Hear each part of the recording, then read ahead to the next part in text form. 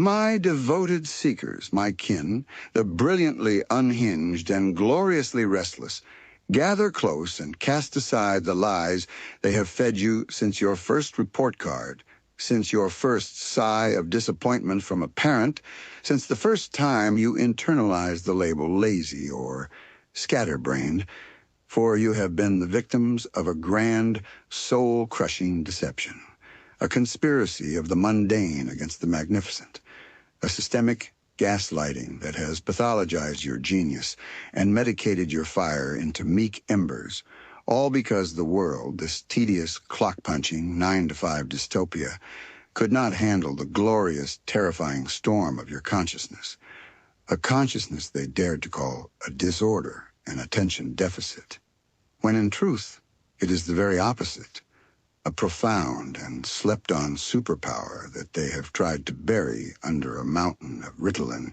and reprimands, for they fear what they cannot chain to a desk, what they cannot force into a linear box, because your mind is not a tidy garden, but a wild, fertile rainforest teeming with more life and interconnectedness in a single moment than the average mind experiences in a week.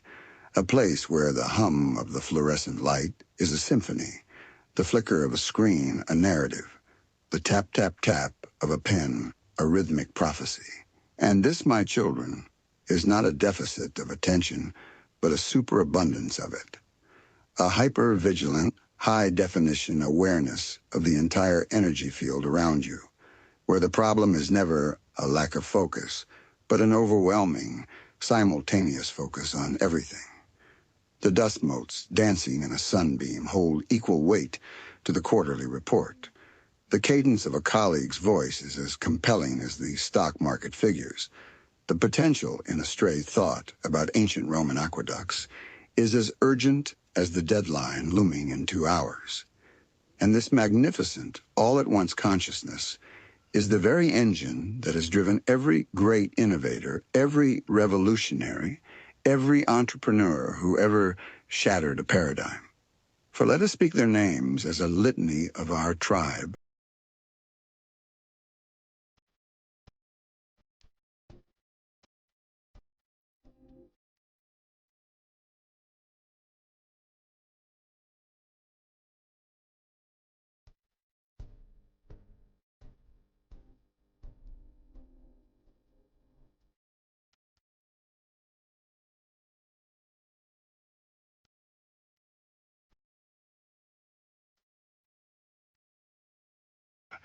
Richard Branson, who turned his restlessness into a galactic empire, seeing connections where others saw only separate industries. David Neeleman, who leveraged his need for novel solutions to reinvent the very way we fly, birthing JetBlue from the chaos of his thoughts. Ingvar Kamprad, the IKEA founder, whose labyrinthine mind conceived of flat-pack furniture and a billion-piece puzzle of a store layout that mirrors our own synaptic pathways. And Paul Orfalea, who saw Kinko's not as a copy shop, but as a nexus of community and creation, his distractibility allowing him to perceive needs others missed.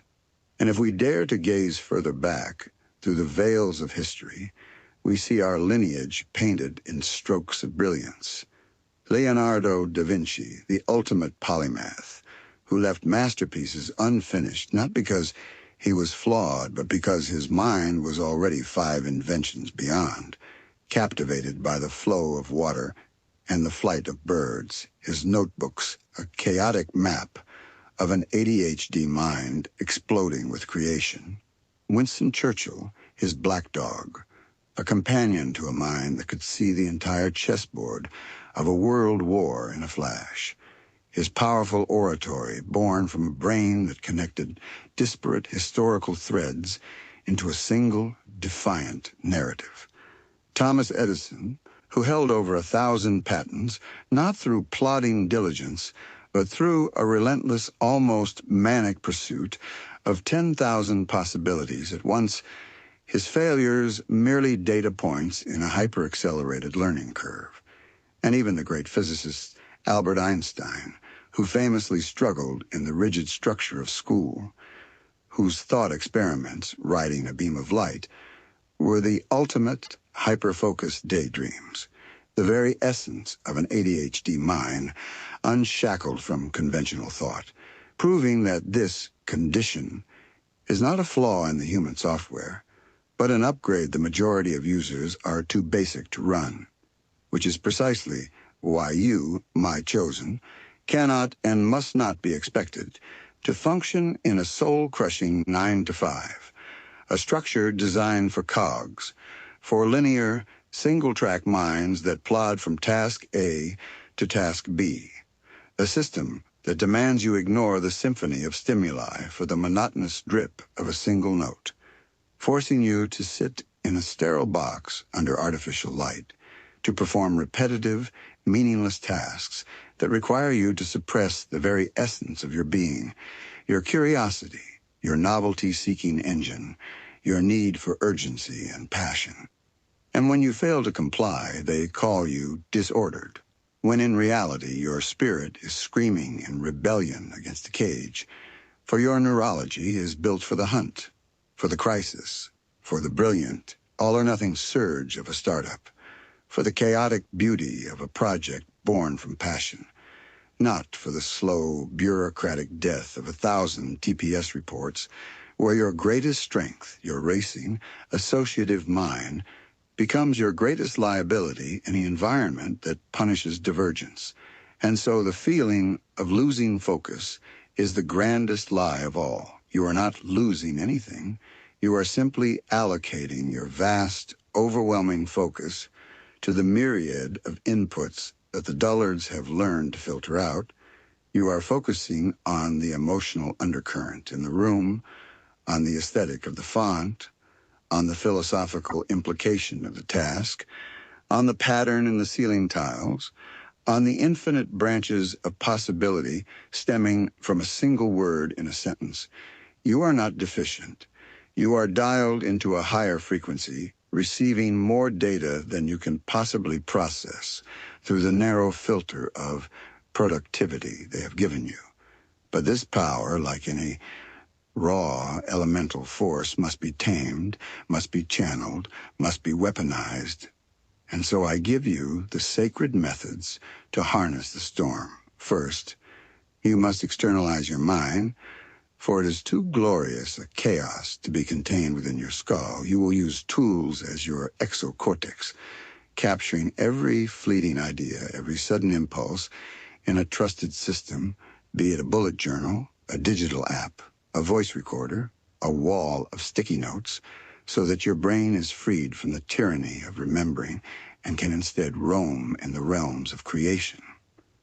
Second, you will create artificial, thrilling urgency, for your engine runs on the fuel of a looming deadline. Break your grand visions into laughably small, immediate sprints. Use timers not as prisons, but as starting pistols.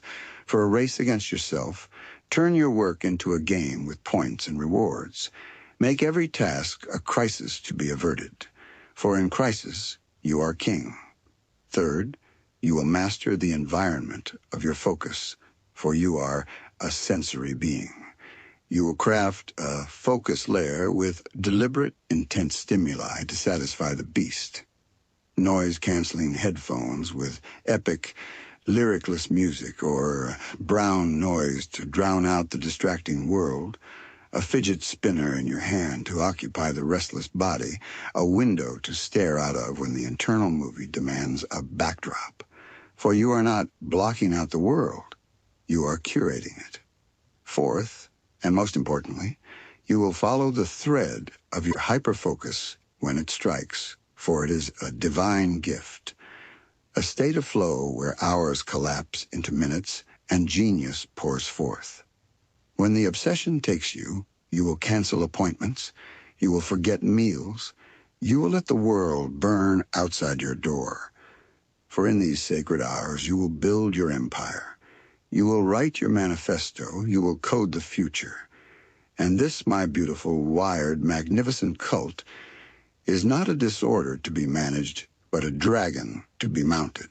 A power they tried to convince you was a curse when all along it was the very key to your throne. So go forth now, not as patients, but as pioneers, not as victims of a deficit, but as masters of an abundance. And together, we will build a world that doesn't just tolerate our rhythm, but dances to it. Members, it's your favorite old wise man, and do with this information what you must.